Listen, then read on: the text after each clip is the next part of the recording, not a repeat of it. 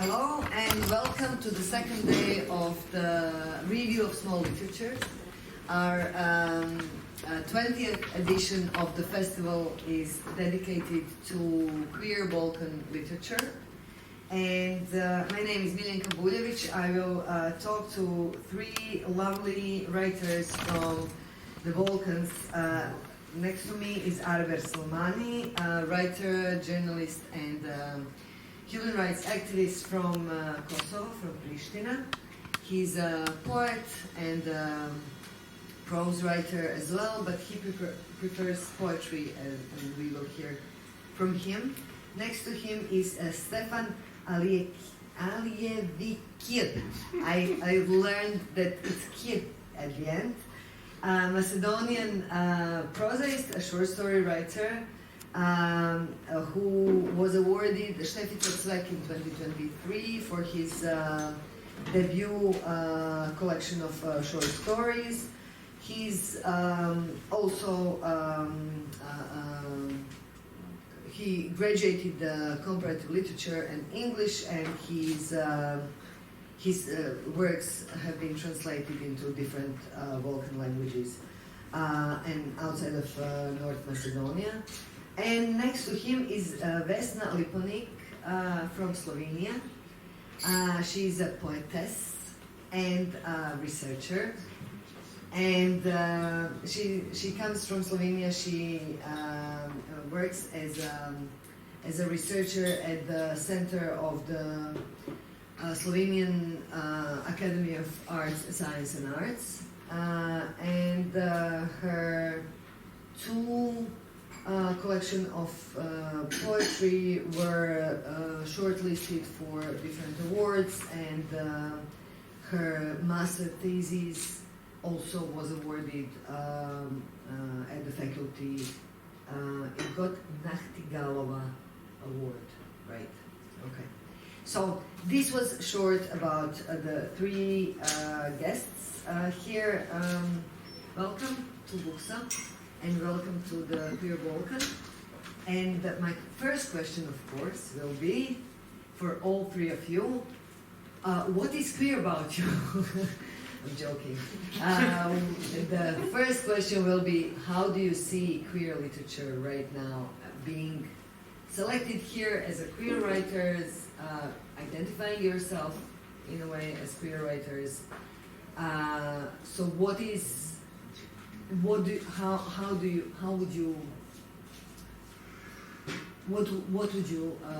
think of if you presented yourself? What would be queer literature that you write? Who will start? Ladies first. Ladies first? Okay. Thank you.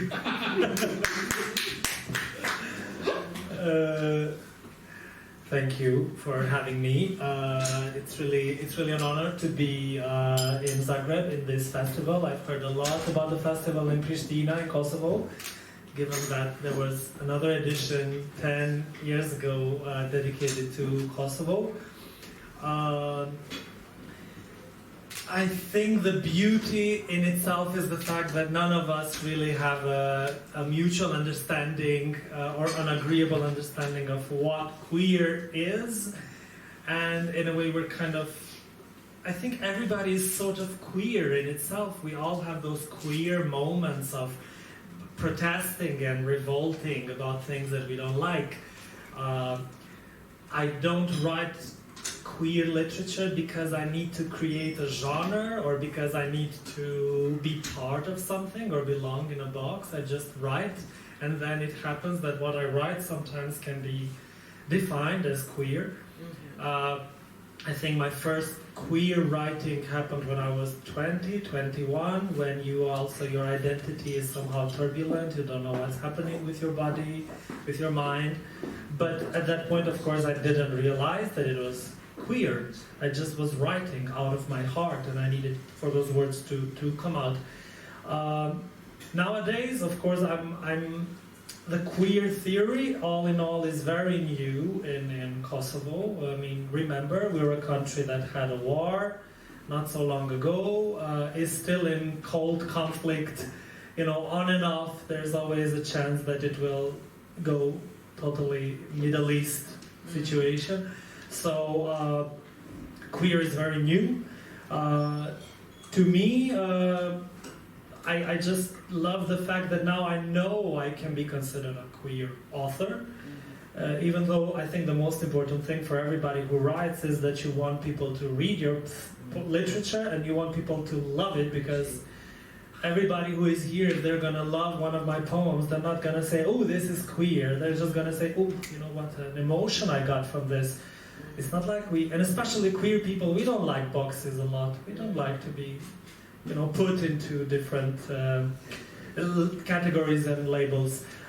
I just think it's nice that a new genre is happening, especially in the Balkans. Today I was and just with this I'm going to end, today I was at the Museum of the Contemporary Art, and something that gave me a lot of anxiety was the video of an artist about the prides, both prides in Zagreb and in Belgrade in 2001 and 2, and just looking at that, I said, I'm here 20 years after, openly gay, talking about it, writing about it, in 2000s, probably would get shot and killed everywhere else. So I think it's we're slowly entering some new horizons, and we're slowly entering a deeply rooted heteronormative sentiment of literature. I think there's place for us, but it shouldn't actually be a place for us. We are there. We're just gonna take what belongs to us in a way. Thank you. We have two more mics next to you. Last night we hadn't. We were victims last night. Yes, am I hearing a complaint? Sadly, yes. Me and this beautiful lady. So the queer literature in North Macedonia, the situation is not so far different than what you just described.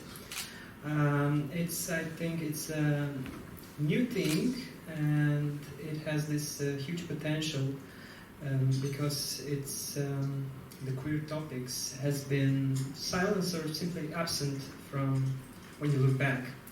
So even when I sat down and started to write a book, I didn't have this clear intention to write something. I had this specific queer story that I wanted to tell, but I didn't have the intention to make a book where this tone perhaps will dominate. But I guess just something that comes out of you, you cannot escape, it's in you, and then just people, colleagues, begin to say, well, there is this underlying tone in the book, in your work, that it's just going toward queer, and that's the place where I didn't have the intention. So it's also queer is about self-discovery in a way. So it's also very exciting territory, because we have all these missing stories, missing places that it's good to write about them and give those stories to the community so that they have something. So. Thank you.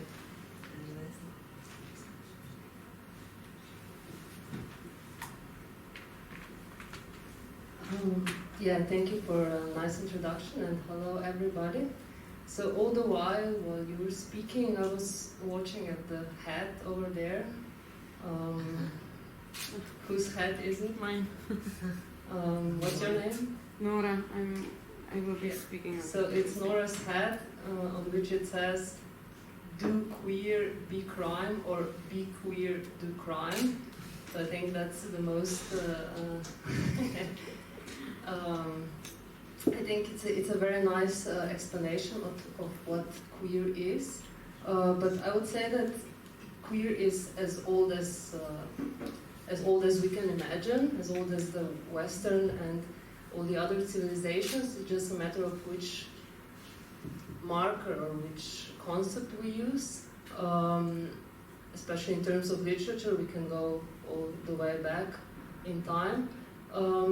But in this very precise time when it appeared as a sort of mining the binary logic of heterosexuality on one side and homosexuality on the other side. And when we're talking of queer, I think we should go back to it and also include into this mining of binary logic also other binary logic, binary system in general, which is cis, heteropatriarchal, capitalist order in which we all live, and in which we do not survive if we do not do crime and be queer.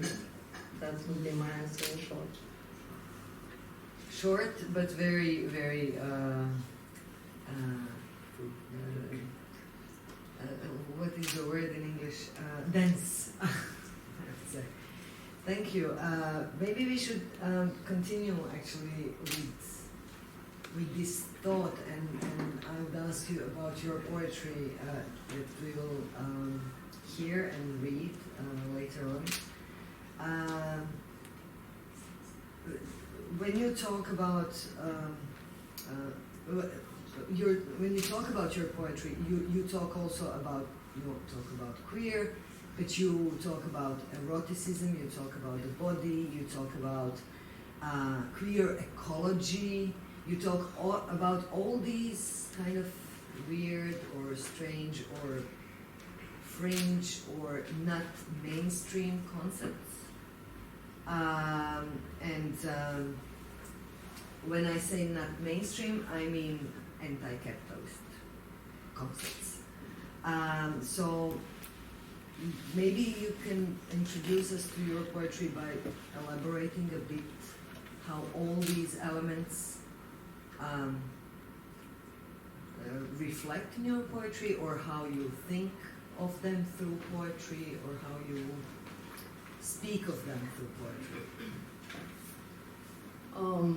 Yeah, I mean, in short, we could say it's intersectional, which is of course a concept from Black feminism in the 90s from Kimberly Crenshaw, and it was introduced already before, not with that name, again in the context of Afro-American Black feminists and lesbians. I have in mind Audre Lorde, was writing about, for example, in her very nice book, Biolithography, for example, she's writing about house of difference and how we, if we are to survive, we need to learn how to live in a house of difference. So this is one aspect which I think is very important if we are to oppose the capitalist order. And the other is, of course, again connected to this first one, which is intersectionality, of course, deeply embedded in one's body and intertwined with one's life. For me it came very naturally because, I mean, reflecting on my own existence, position in the world, I mean, I'm a lesbian, I'm a lesbian woman, I'm a feminist, I'm a vegan, I work in the context of human rights and in the context of human-animal relations, which is, I think, a very important topic in the times we live, which is in times of environmental degradation. And I also come from a rural environment, which means my parents were farmers, and going all this line, what you get is what I have.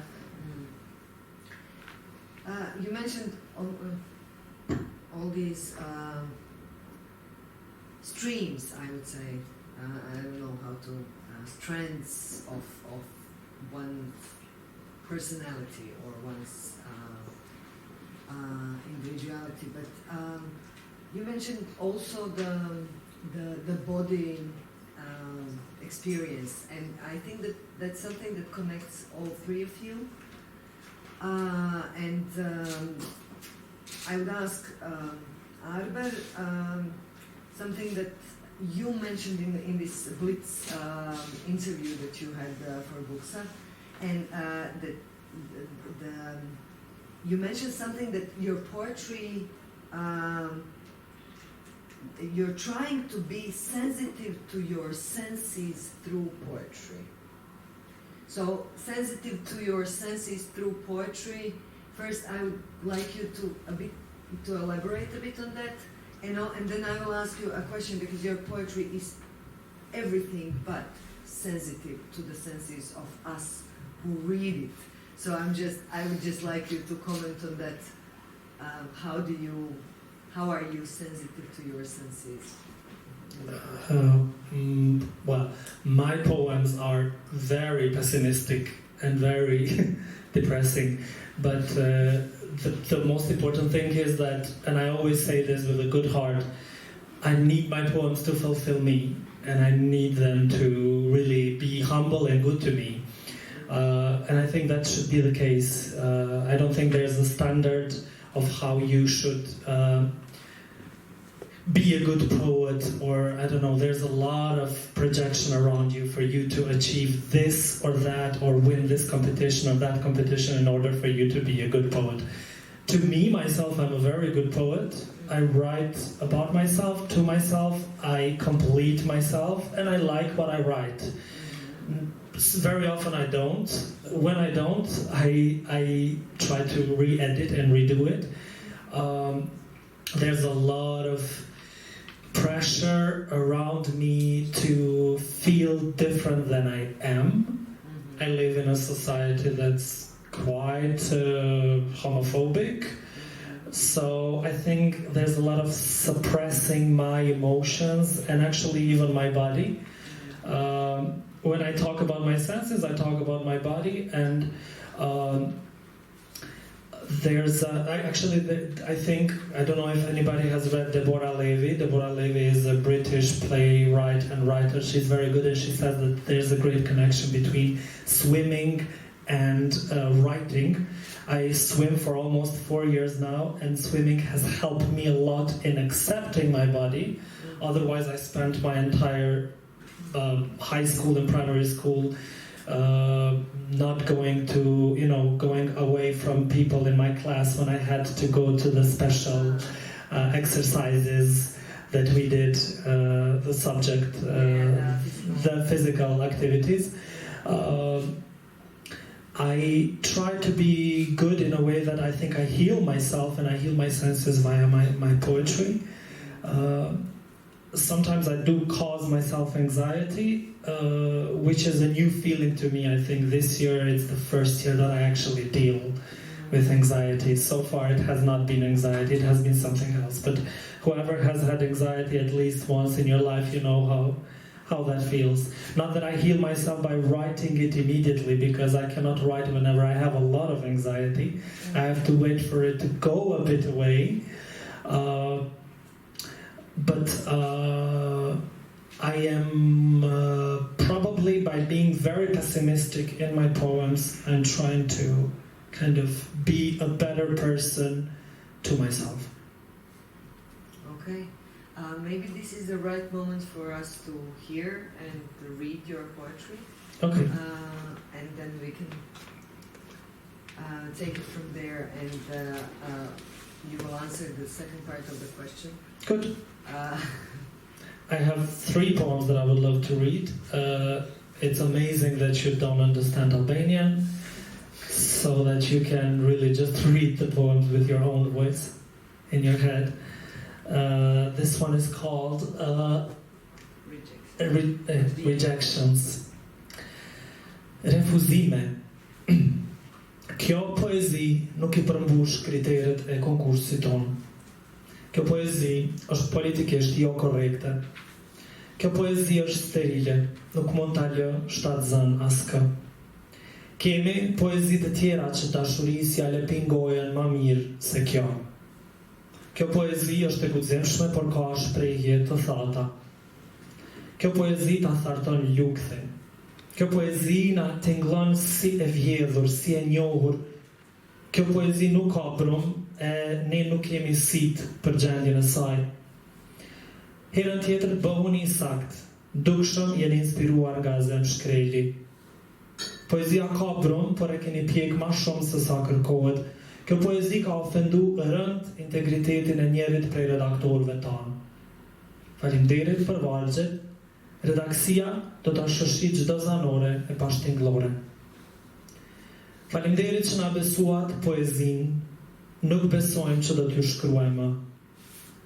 Kjo poezi është kundër grave, redaktorët u qartën prej fjalëve tuaja. Nuk e botojmë dot këtë poezi, natët personale me juve janë ende prezente. A jeni mashkull që i shkruani një mashkulli tjetër? Kjo poezi është në kundërshtim me politikat e donatorëve tanë. Kjo poezi është e nivelit një fëmije 8 vjeçar.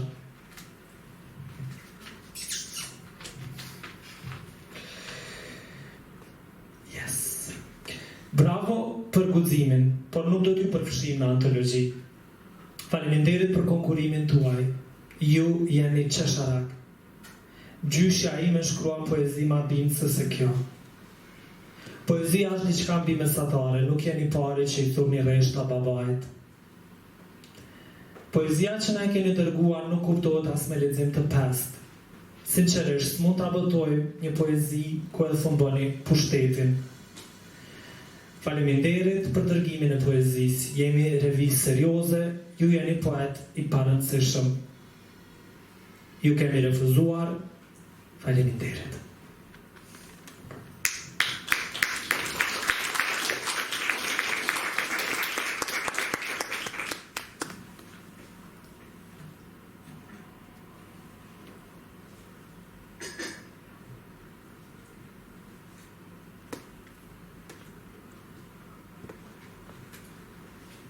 It's the one with selling the husband. E kam vendosur burrin në shitje. Kam vendosur që më në fund ta bëj gjumin si që duhet. E kam vendosur burrin në shitje. Nuk flas me të, syt nuk na puthen, duart refuzojnë të preken. Fotelja e tij dhe imja nuk janë shoqe. Burri im është në shitje, fjalët të nxjerrë, fshise rrymës dhe të dua nuk i nje, nuk i flet. Nuk jam mësuan as prindit, as mësuesit, as luciferët, profetët, as engjit, as hoxhalart. Dua të ndahem. Lahem në 2 banjë të ndryshme, dhomën e ditës me barikadë në mes e kemi ndarë gati në 10 pjesë.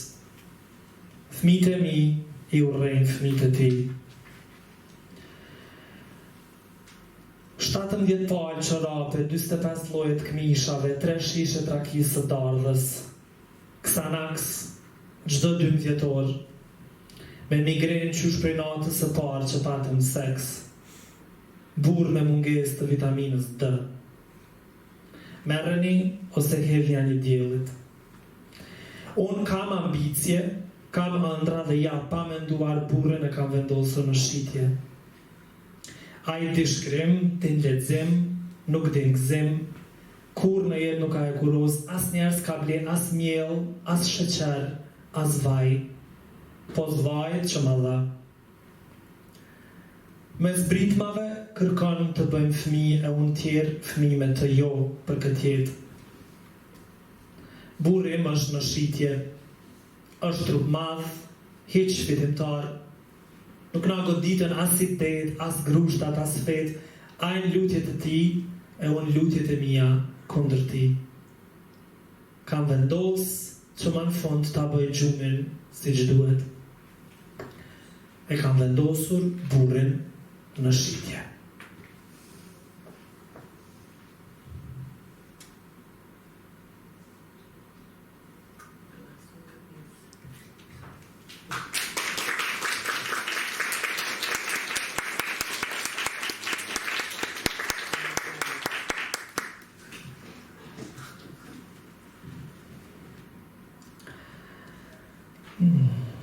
Jo, nuk jam i martuar. Pyetjes ma me spec, ma tinzares, ma dashakeqes, pyetjes ma idiote që del prej gojëve tuaja, pyetjes që ju jep kaq shumë rehati, asaj që ju qetëson pulpin, kockat, qehret e vrara, pyetjes që pranon një O dhe një P, pyetjes që ekuilibron tërë mjerimin tuaj, formulimit që ngjyroset me petk pjellor, pyetjes që ose më lartëson, ose më shpor. 3 a 4 fjalëve që dalin prej mendjes suaj katrore, pyetjes që ndjenjen e gjunahit tuaj e bën madhështore. Pyetjes që e merrni si trashëgim dhe tutje e trashëgoni, asaj që e mbani si një mantra në cepin e fytit, pyetjes që vën peshore se cilën skend një jete, me guximin që nuk një logjik, pyetjes që e bënin ndasma, në takime pune, në varreza, në maternitete. I përgjigjem si kur të fliste një mal i ngrirë, a një lavë vulkani, a një kafsh e tërbuar, ftohtësisht, jo, nuk jam i martuar.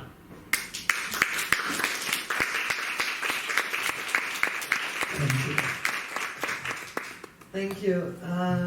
So, being sensitive to your senses, now I guess the audience understands why I asked you.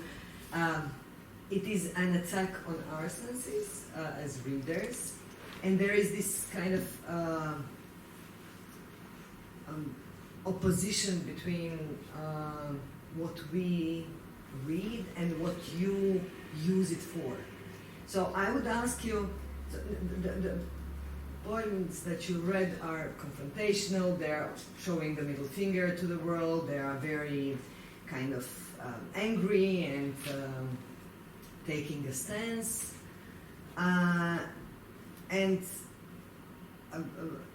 You were talking about healing power of the poetry, but I would ask you about the purging power of poetry. From this sentiment that we as readers get from your poems. Is it purging some kind of outer world, or dealing or somehow confronting the outer world with this poetry? Well, I think that we cannot be very... If we would want to write the way people would want us to write, then we would have been very different. So very often I think, am I doing good in approaching this harshly or this angry the poems? But I think we've had it. It's enough in a way. Like, don't ask me constantly if I'm married. Yeah. So I don't want to... I just wanted to clarify. I find it very empowering. Yeah. The sentiment, the kind of the emotion, and also the scenes. But you talked about it as soothing for your senses. That's why I was asking this. I think when I'm in that protesting, angry mood, I am good to myself somehow. I mean, I cannot write about landscapes and beautiful things. I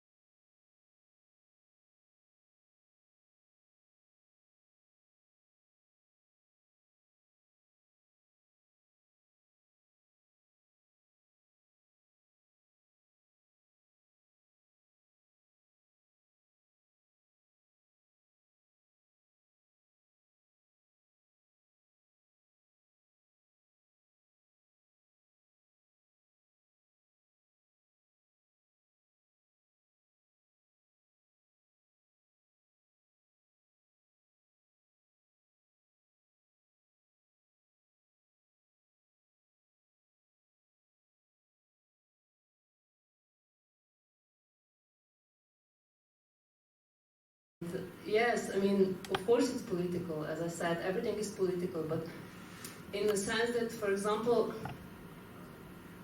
what is politics about? It's something that we were born, and I think very good definition of politics. It's also very short. It's put again by, for example, Ruth Wilson Gilmore. I think probably the most famous and now the most widely read French gay author, Edouard Louis, was quoting her at the beginning of his book, Who Killed My Father? And Ruth Wilson Gilmore writes about, she actually poses a question, what is racism? And it's a very simple question. It's that someone gets killed in a system, or it's more easily dies, or dies faster than some other person. So it's, for example, in queer theory, there's a very good concept which is overkill. For example, especially in context of transgender people. And I think that is a very good definition. He then proceeds to this, and this is a very good definition of politics. So we have, on one hand, lives that are protected, and those lives are protected precisely because some other lives are not protected. And this is what is politics, actually. And this is what I want to write about. And it's also, and fundamentally, an aesthetical problem we have to deal with. Maybe this is the moment to hear and read your poetry now, and then talk about it a bit later.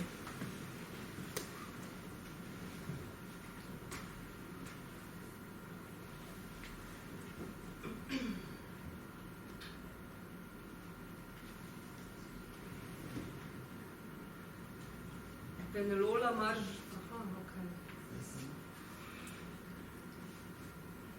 Penelola Marš grla, Nataša Horn. In jezik zdrkne, grlo nazaj, nemrtev jezik, brez cunje v brado podprt, da bi liže nabrekel živec. V tem neskončnem položaju mu je, kakor ko se spravljam na okreber, udarjam vse više, sladke skale, meni slane paličice butejo, v okrog otoka, vse v vodi, vse v gozdu, že kličejo, otoški klici. Penelola bom pritekla, Penelola, pesticidi, ptice, marš grla, boš videla vse to, kaj sem ti za kam pripravila, vse to šlo, vse kam se je zakaj zatekla, pa gledaš drevje, pa drevje okrog tebe, pred mojimi očmi, mokro telo, Penelola. Dišiš po mokrem telesu, delaš to telo, divje, Penelola, glej zdaj telo, Nataša Horn, tačke in manjša griva in ne vem ti gibi, ali kaj išče, ali trpinči me spet skritim slačenjem, ali ta val jaše, tudi ure in ure, da spizdi med skale, skačem, to se ti zmeša, to Penelola marš grla pa dolgo gleda, se že horn suši, že zdavna jo gledam, Penelola telo, kaj spet tapkaš, v grabne mečeš, koga ven vlečeš, na por misliš, vidim por, vse sorte čakam, še bi jo lahko Penelolo, vedno bolj je temno modro, Penelola vesla krog in krog.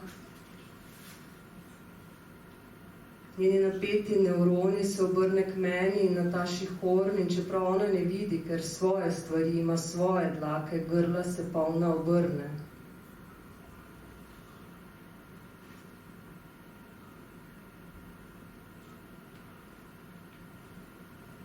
Kot Hero te bom, kot Afrodito, kot vse te hude grške.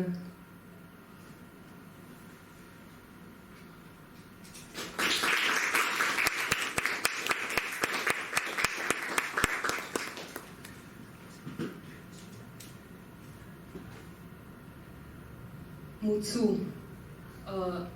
Just a short comment. Mutsu is a sort of apples. It's a Japanese sort of apples.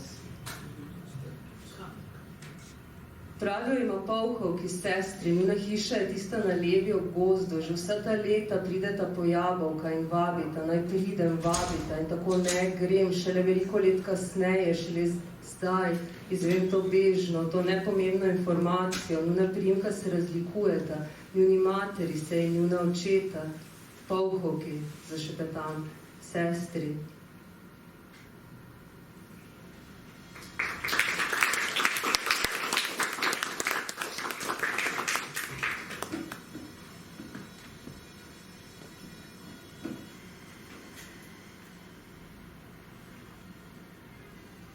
nikogaršnja cev, večstanovanjska hiša, poči cev, kaplja stropa na hodnik. Fabio pravi, da je skupna cev, ker je njegova cev. Ne, pravzaprav reče, da je sosedova cev. Sosed pravi, da nima tam kopalnice, ampak nima nič proti, če je skupna cev.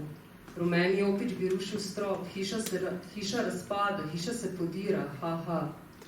Bučarka izklopi vodo, kliče soseda Šakanoviča. Sosed je na obisku pri bratu Vukojebini. Rumeni opič ne mara Šakanoviča. O njemu nič ne verjame, bo treba rušiti strop, ha. Voda kaplja stropa na hodnik. Voda na kište, glave, voda. Stojimo na hodniku, gledamo vodo. Jem jabolko, strop, voda kaplja. Zgodaj zjutraj nekdo počisti, vodo. Asmira ali pa Tamara. Kaj pa tale Japonka nasproti, ki sploh ne plačuje za vodo, ki sploh ne odpre vrat, čeprav je luč v kopalnici in luč v drugi sobi in luč. Soseda Bučarka pravi, da ko je pri njej dol teklo iz Tamarinega stanovanja, je Tamara rekla, naj korona plača. Cel se s hodnika preseli na telefone. Rumeni opič hoče vodo, ker ha, dokler jo še imamo. Nataša kliče iz Bruslja, Šakanoviča, Tamaro, cev, nikogaršnja cev, nikogaršnja voda v nikogaršnji cevi, ki pušča v nikogaršnji hiši nikogaršnja. Cev od vseh je nikogaršnja cev. Nataša grozi zunanjim upraviteljem, zakonom, cev je zdaj na Messengerju. Bučarkina punca je naročila galone vode, čeprav voda teče iz pipe, voda iz cevi, voda v koritu, na hodniku, voda, ta hiša je vlažna, pušča, ne cev pušča, voda iz cevi, telefon, voda teče. Bučarkina punca je takoj naročila vodo, po telefonu, galone vode, če rabimo, če vode več ne bo, če bo voda zaprta, voda teče. Ampak če rabim vodo, oni dve imata vodo. Zvečer se zberemo na hodniku in gledamo vodo, kaplje vode, vsak sam in skupaj, povoden. Po noči se iz stanovanj plazimo na hodnik. Najprej prisluškujemo, da tisti, ki je na hodniku, odide, da si lahko sam z vodo, da je lahko vsak sam z vodo na hodniku, ki teče. Hvala.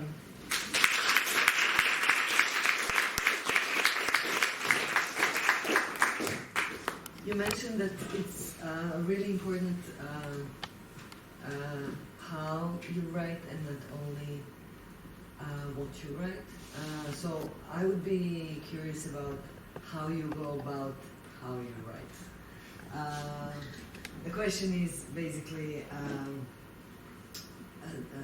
do you think that the style that you're using, I mean, how do you provoke the reaction with the style that you're using, and what is it that makes you passionate about writing in that way? Yeah, one of the most important things for me was, I think it's also important that that you not only write, but you also think about how you write, and you have this post-production process when you're also like making a sort of a self-analysis of your own work. But for me, what's the most important, and what I also do in theory,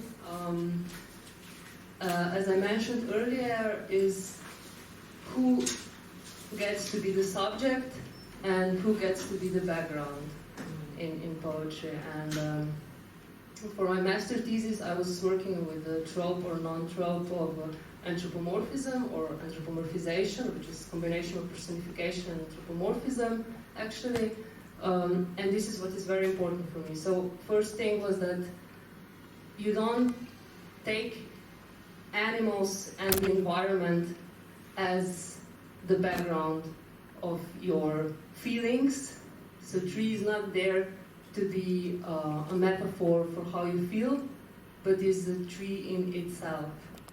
So this was one of the most important things for my writing.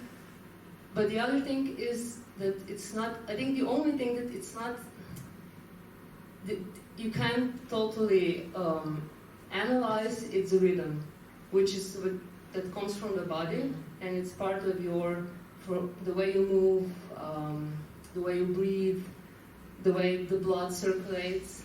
And I think this is the part when you can only partly think what you're doing.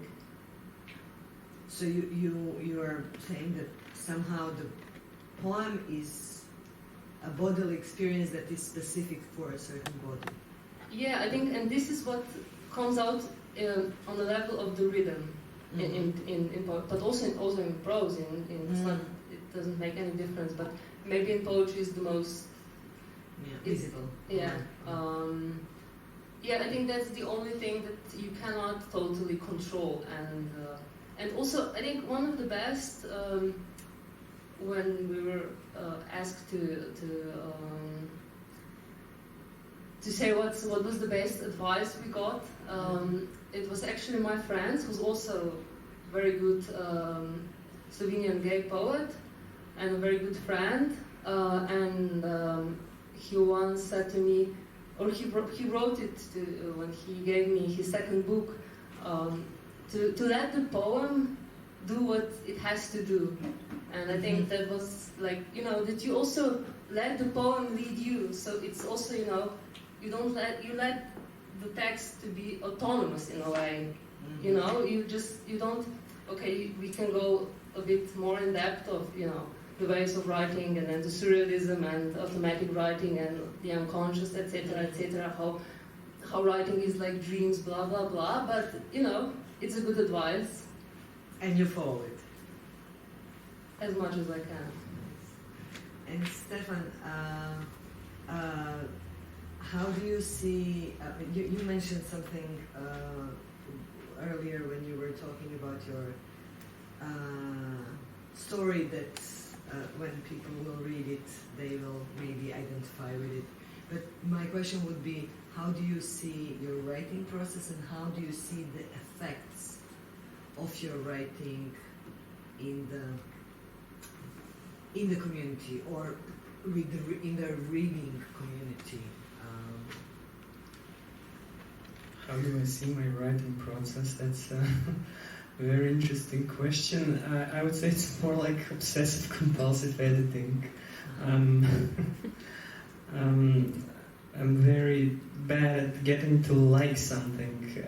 Some of my short stories have a lot of drafting and versions, so I don't believe in this talent thing. I think hard work is also very, very important. And another important thing when you're dealing with topics that are more, let's say, political or engaged, is to communicate them in clear language. And this enables to build a better bridge with the readers. And that's also one of the comments that I get from the reading community, that they like this simple language through which complex problems are digested, analyzed. And as a reader, I have to say that the simplest things are always misleading. There's always a lot of this ambiguity behind. But it's also a special challenge to work on that kind of language, and I think I've also been sort of influenced by such kind of writers who has this simple language. In European literature, I would just mention Agota Christoph, who is Hungarian writer who writes in French, but she doesn't know this is her second language.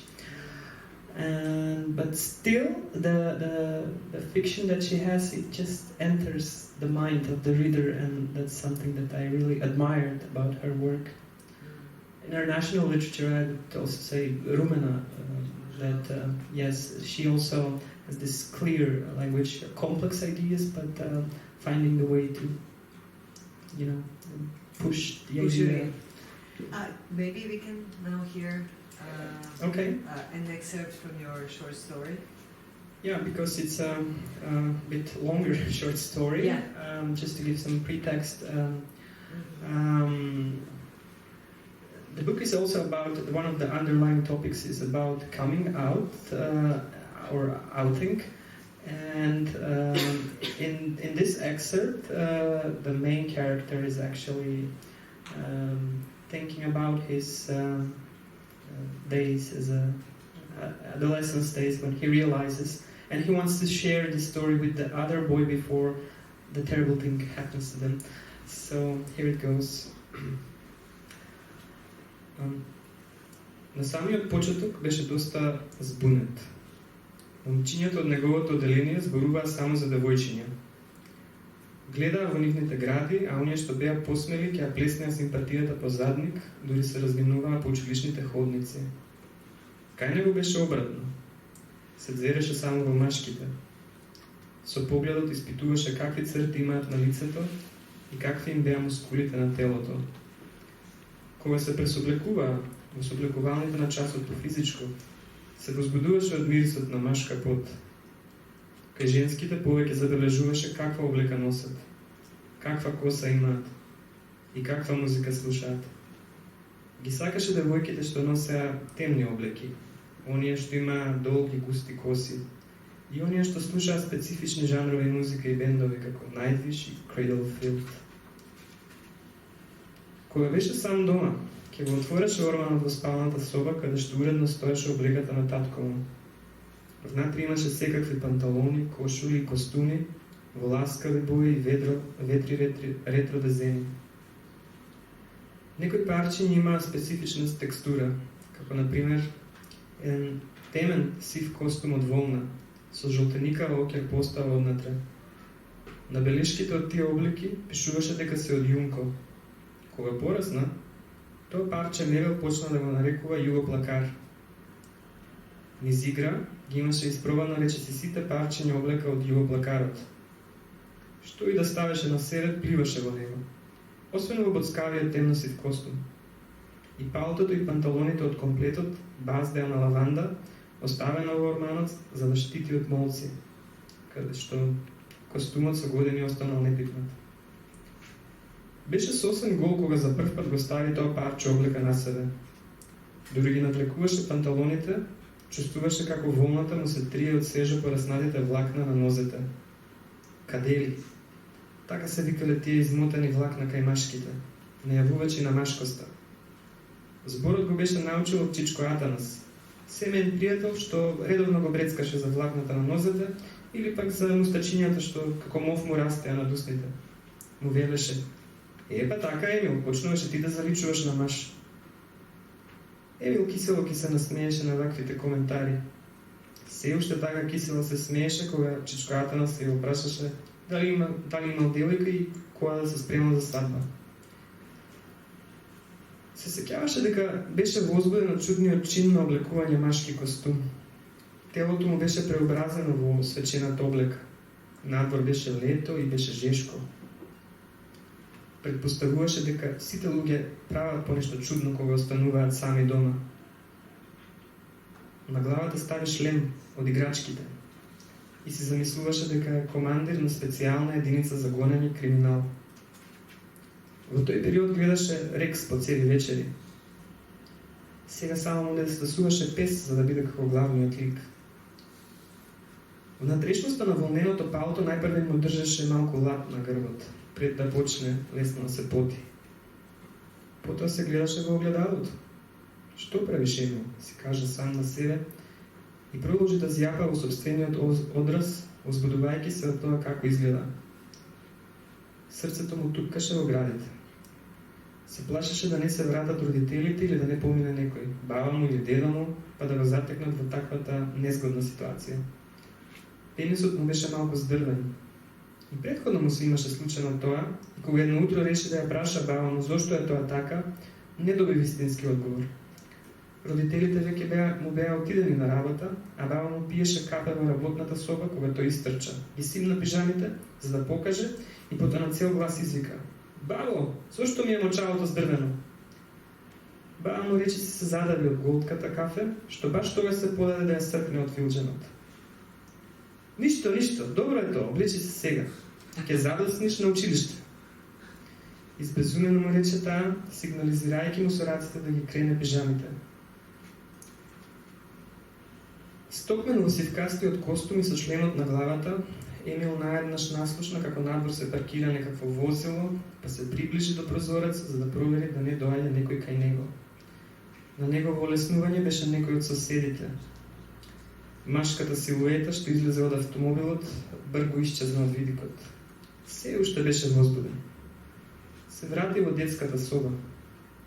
Легна на креветот и почна нежно да се допира со дланките помеѓу пазувите. Се предаваше на дразбите што облеката ги правеше врз неговото тело. Особено онаму каде панталоните и сакото немаа постава. Како минуваа минутите, така повозбудливо стануваше неговото доживување. Дури одеднаш не почувствува дека долу станува влажно. Леле, се помочав? Шепнала блага паника.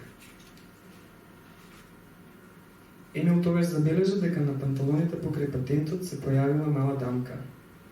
Беше малку лепливо кога ја допред кај нивната со прсти. Мина уште неколку месеци пред да научи дека таквата течност што се лигавиот пенисот имала последно име сперма. Зборчето беше напишано со креда на надворешниот зид од малиот стадион во неговата насоба каде што тренираше фудбал. And here is where the flashback ends.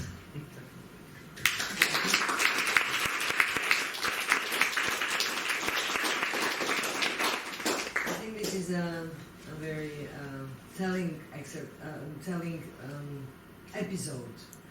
from a life Sweat over.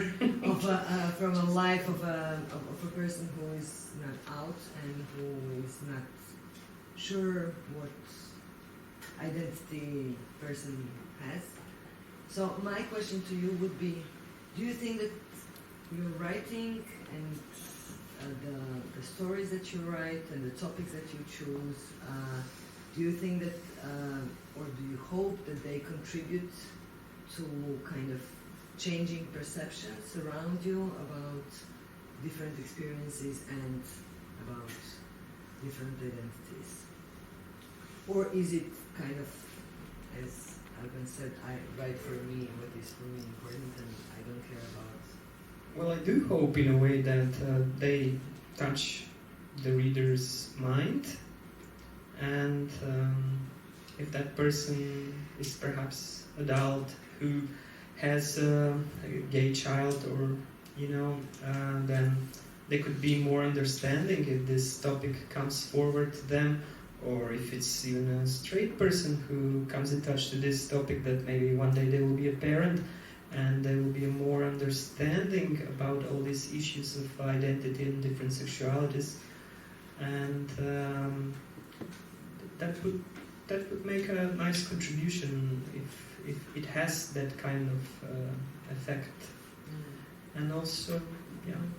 And I wondered, and this would be the question for all three of you: did you have such texts or writers or events in your life that shaped your view and maybe shaped your writing life? Let's put it like that. Well, for me, the most significant reading experience overall would be reading Virginia Woolf in high school, because even though she's a writer who was actual 1 century ago, she did with the publishing, but she had these complex ideas about identity and fluid identities also in her story, Orlando. And when I read that as a 17-year-old, 18-year-old, it had such a huge effect on me. And also because of this beautiful poetic prose that she wrote, it would also calm down my mind when I felt anxious about things. And it was also, it was what made me study literature in the end. Yeah. And what about you? I think there might have been 2-3 moments, but now I think of 3. I was 21 when I had my first relationship, so I think for two 21, 22-year-old people who didn't even have a place to consume the relationship, it was pretty difficult. And I know that it was at that point that I really started to be erotic and queer in my writing. And then by the time I was 25 or 26, I read Giovanni's Room by James Baldwin, which was good. And which was very vividly nice, and it offered me the view of two men kissing in words, not on screen, let's say, because I needed to see somebody else writing that in a way. Then I started reading about God, because I think it was around the time when I was 27, 28 that I said, okay, I need to read about God. Like, what is God? Is God accepting me, accepting us, everyone? Because, you know, there's the whole hate we get. I think the foundation is in God. When religious people hate us, somehow they always call on a God that will, you know, destroy us all, blah, blah. And then I read some studies by Zygmunt Bauman, a Hungarian philosopher. It was The Modernity and Holocaust, a very nice book about God. And I think the death of my father probably was also a turning point in my writing, because I stopped writing all in all. I stopped reading for several years, and then I kind of wanted to, and ever since, I think family is somehow a topic that comes in my writing more than it has been. But all of these four elements come together for my queer writing, let's say. Something was more, you know, love life, something more literature, something more personal, family related. Right now, my motifs are, again, family. I deal a lot with my family. I just came out to my brother months ago, which was my first step into allowing my family to recognize who I am. I write about religion, not that I do read a lot, or I study a lot, or I'm a devoted Muslim guy. I'm not. I just want to write about the religion the way I feel it, or the God I believe in. I write about every man that comes in my life, basically. So you're taking a catalog. Yeah, there's a lot. No. Okay. But there's a lot of men who come, but they go very, you know, We don't have an archive, so I sympathize with you. It's just pass. It's just transit men. Like, you come and go. No, but really, like recently I was analyzing. I did win in 3 different festivals in Kosovo, and they're all the poems have men in their titles, and they're all about men, which is also nice because they kind of accept that I'm gay and it's a queer poem and all of that. But I would come to the death of my father being the turning point of basically. Everything that had to do with my queer writing. I think that after he passed away, I kind of wanted to be true to him and to me, because I was never true to him while he was alive. So I wanted to be true to him and to myself. And I didn't want to write anymore about topics that I just don't like to write about. And Vesna, what about you? Yeah, I forgot to tell before, today is the International Lesbian Day. Oh.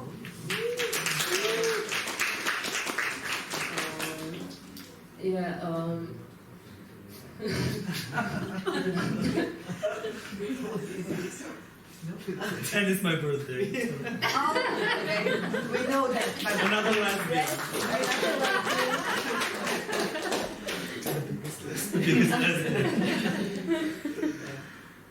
So we know who pays the drinks for the lesbians, right? Yeah, well, when I was in my primary school, and also in my in primary school, I was like reading like crazy. I was a crazy reader even before I learned to read. My grandmother always had to read before I went to bed, and she fell asleep while reading, and I had to wake her up so that I could see what was going on, what's the end of the story. And we had like a very small library because I lived in a village, and like the closest library that was reachable with the bike. I read like all the books. Of course, it was not a big library. I read at first all the children's and all the adolescent books, and then I went to, because there were no more books, I went to the for the grown-ups department. And while I was reading one of the, I read like all the possible shit that was in the library, and once I was reading, it was more like a junk literature, but what I found in this, it was like a teenage story, love story, heterosexual story, but in it, before every chapter, there was a poem. And one of the poems was Federico Garcia Lorca. And when I found this poem, I was like, this was like a big revelation. It was like better than all what I've read before, and yeah, I think that was basically the turning point when I started to read poetry, and yeah, so Lorca was my first, I'm saying you have a good taste. I mean, I had a good start, I must say. I mean, not wanting the, and I still remember the poem, and I think it's a really nice poem. It's like, I don't know if I know it in English. But maybe in Slovenian. Yeah, it's Slovenian. It's like, I think I know it in Spanish. Although I don't know Spanish, but I was so excited about it that I was reading in Spanish, even though I still don't know Spanish actually. But I don't think that the pronunciation would be okay. I think it's like, just let me remember. Si muero, dejad el balcón abierto. Če umrem, pustite balkon odprt. Deček pomaranče je, z balkona ga vidim. Kosec žito kosi, z balkona ga slišim. Če umrem, pustite balkon odprt. That was it. Beautiful. Yeah. I think it's still one of my favorites. Yeah. Well, thank you all. Yeah, read the book. Yeah. Thank you all. I will stop here and then I will ask the audience. Yeah, I wanted to first, before giving you the opportunity to ask questions or give comments, I would like to first thank Lara Mitraković, who co-edited this book with Ivana Dražić, who is not with us today because she is sick and she's on the island of Vis. She couldn't travel here, and she was supposed to actually moderate this event. So I would like to thank her for preparing everything and for sending me notes on all three of you. You should do this and you should answer that. That's one thing. And before we finish, I would like to tell you all that tomorrow my colleague Karolina Hrga, this lady here, she's going to moderate the event with Tijana Rakočević and with Kristi Penderi. Exactly. Tomorrow at 8. And now it's your time to give comments, ask questions, or just congratulate on the beautiful poetry and prose.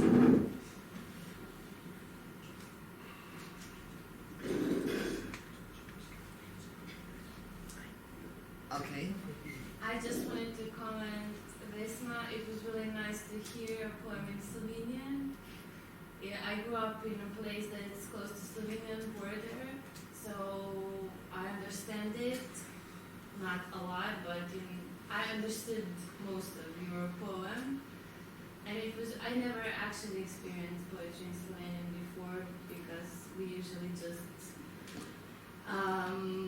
if we could, catch a TV channel, it was some TV shows or something like that, so I never actually heard it, and it's poetic. It's really nice, yeah, and you read it really well, and it's really, I really liked your song, so, poem. Well, thank you. Where did you grow up? North of Croatia.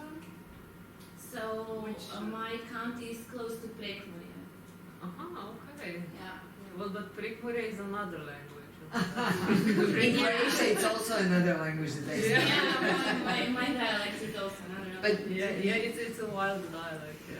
But you raised an issue now with the poetry and language. What is really beautiful is listening to poetry without reading it, really listening to the rhythm of it. Whether you know you can understand the language or not.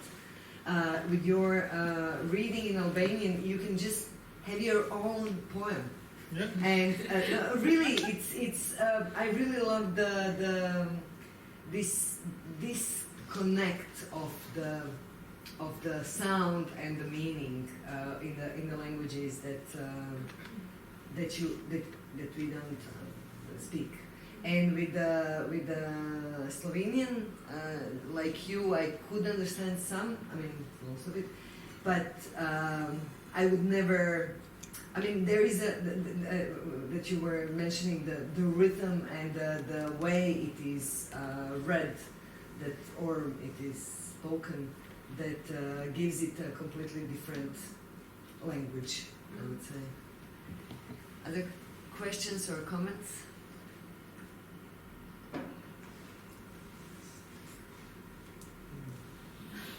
Except complaining. Do you have a complaint?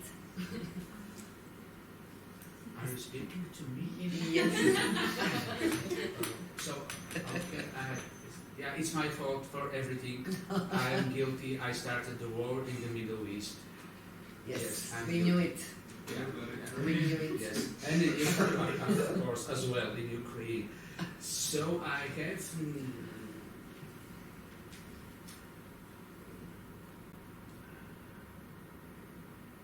When he told his poetry is kind of sad and depressing, and I just thought to myself, oh, that's my guy. That's my kind of writing, because I don't believe really that a good poem, good poetry, can be made from the happiness. It's From a happy place in you. No, it's not that I do believe, because I'm not a poet, it's a very high level of writing. I'm not capable to do poetry, not at all. I tried, I had a few very pitiful, so forget about it. But I do believe, because I write, not poetry, but I write, and very often when I write piece of my writing and I like it. Questions or comments?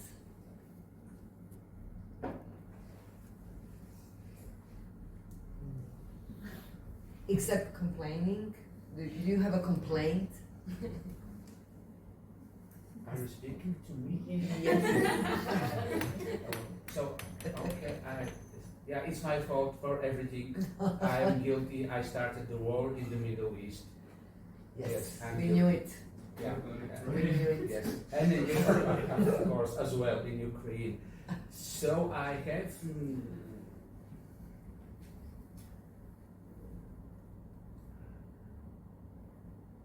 When he told his poetry is kind of sad and depressing, and I just thought to myself, oh, that's my guy. That's my kind of writing, you know, because I don't believe really that a good poem, good poetry, can be made from the happiness. It's from a happy place. No, it's not that I do believe, because I'm not a poet, it's a very high level of writing. I'm not capable to do poetry, not at all. I tried, I had a few very pitiful, so forget about it. But I do believe, because I write, not poetry, but I write, and very often when I write piece of my writing and I like it, which has happened very rare, my beautiful writing with no acceptation comes from the period when I'm unhappy. So that's why I started You Are My Guy, because Can you comment on this as well? Do you find yourself in this?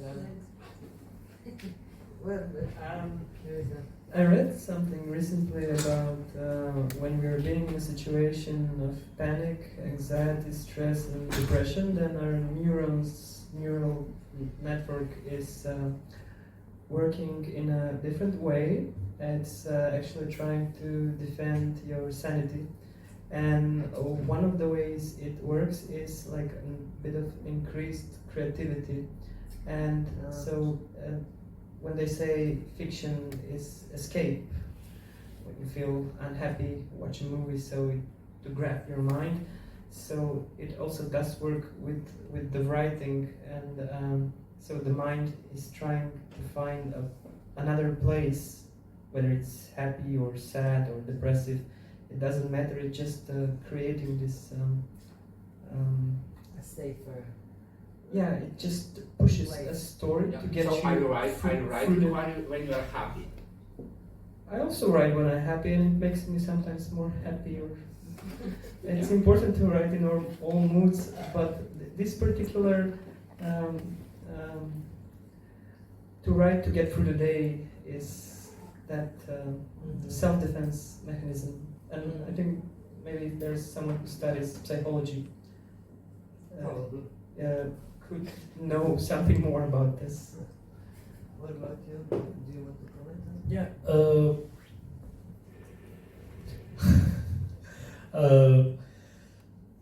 Maybe it depends from a person to a person in a way. Even though I really don't know anybody that writes being in a happy place. I think when you're happy... Except maybe Noah, because she is so happy. Good. I'm joking. I agree. The most miserable periods of my life were the most creative. So I absolutely get you. Yeah. I think somehow probably there's a deeper explanation of this, but when you are happy in a way, think of a happy moment that you have in your life. I am, for example, really not overthinking a lot about it. I'm just going with the flow. I'm happy. And you don't have time for anything else but being and happy. I want to be happy. I want to experience. I want to get the full of it. There's no way I want to create something out of that happy moment. And given that in life there's just a few of them, you just want to have those moments, to the fullest. But then whenever you're unhappy, I also think that maybe I don't write when I'm the most unhappy person. I'm not like Frida Kahlo, who would paint, in her deathbed or in the hospital. I would allow myself for some time to pass, but I think the whole idea of writing is for you to get a trauma out of yourself. So when my father passed away, I had to wait for a year to write something. And I wrote because I read Milan Kundera, and then something snapped. But again, I think it's a personal matter. But worldwide, we know that the best writing and the best songwriting and the best work of art comes from either one way or another of suffering. That's just the law of life somehow.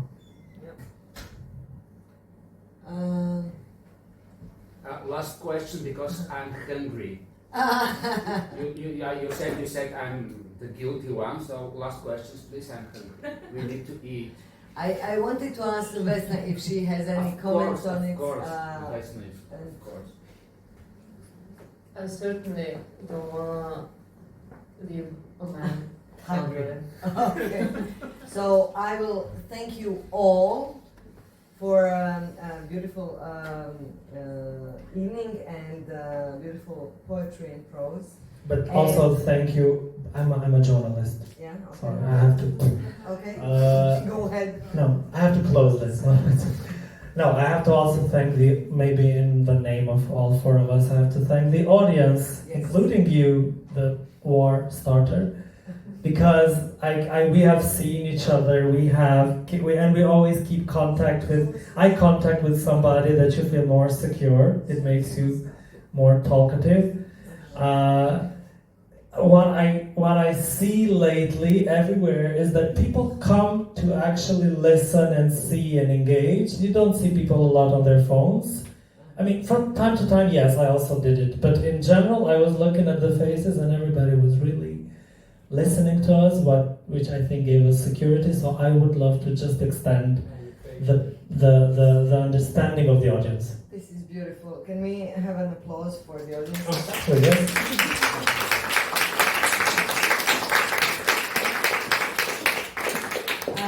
And happy birthday. Thank you. We'll just hang out now in a more informal way. So for all of you who were shy to ask any questions earlier, now it's the time. Thank you all and see you tomorrow.